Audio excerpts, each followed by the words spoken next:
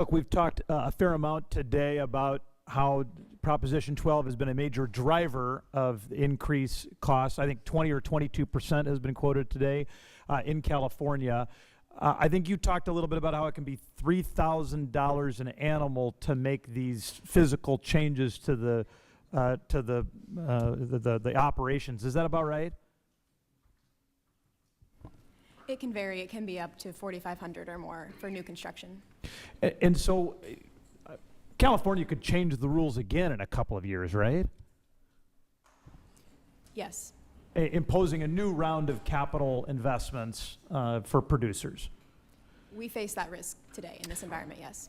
And then you'd have what in economic terms I believe is just called a stranded cost. You get these pancaking requirements of physical improvements with really no mechanism to recover those costs in the marketplace. Is my understanding of that right?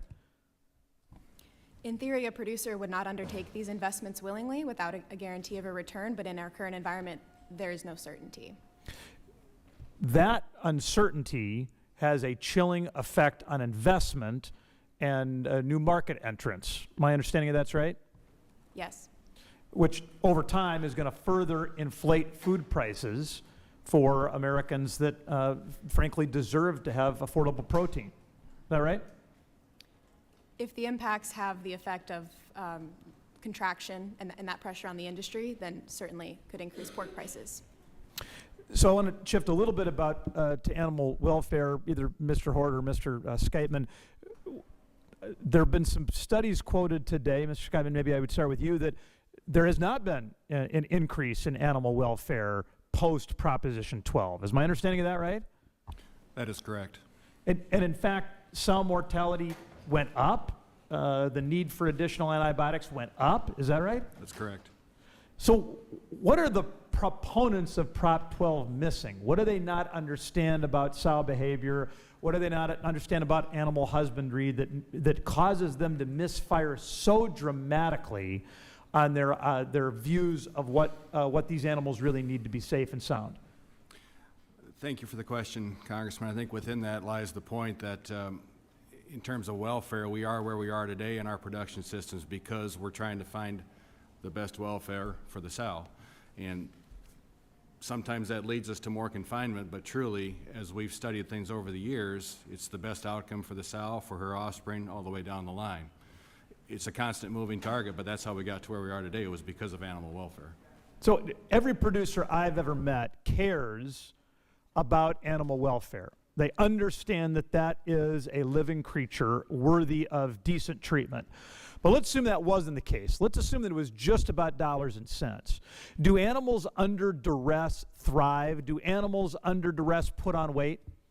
I think that's a great question, and I think the interesting thing about a female sow herd is that if there's poor welfare, your pocketbook will suffer because poor welfare will lead to decreased production every time.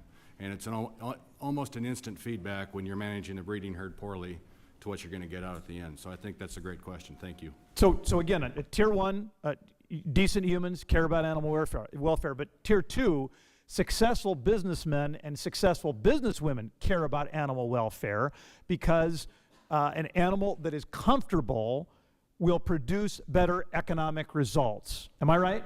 Absolutely. But what else can you tell us about that? Give us a sense of how dramatically true that is in the marketplace.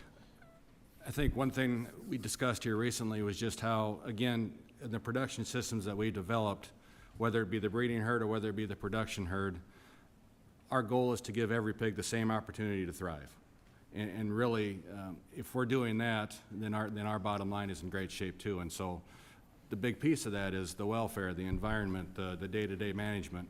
And like I said in my testimony, if we're going to have to try to fit or try to meet an arbitrary target set by people who are away from the farm, and we don't have, and some of that control is taken away from us, invariably our ability to do the best for that animal at any one given time could suffer. Proposition 12 has, according to the studies we've discussed today, increased cost to consumers.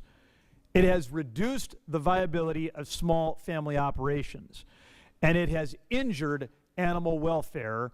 Proposition 12 is a fantastic failure, and it is time for Congress to fix that mistake. With that, Mr. Chairman, I would yield back.